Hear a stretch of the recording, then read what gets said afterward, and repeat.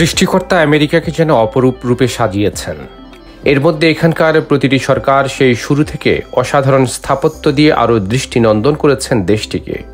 যেমন ধরুন এই হোয়াইট স্টোন ব্রিজ।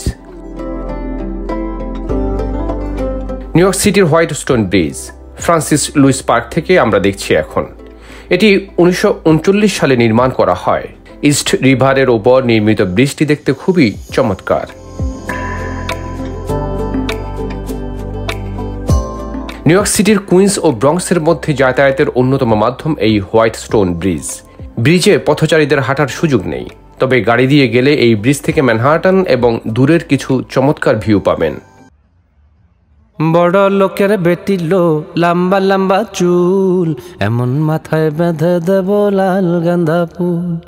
বড় লোকের বেটি লো, লম্বা লম্বা চুল, এমন মাথায় বেঁধে দেব লাল গাঁদা ফুল।